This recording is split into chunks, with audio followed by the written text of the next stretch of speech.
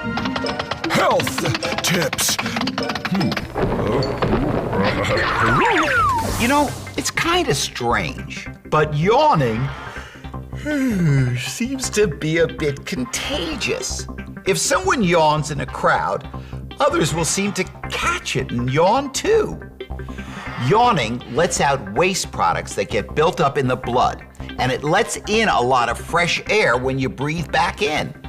There are two good reasons to cover your mouth while yawning. One, it's polite, and two, it'll keep flies from flying in.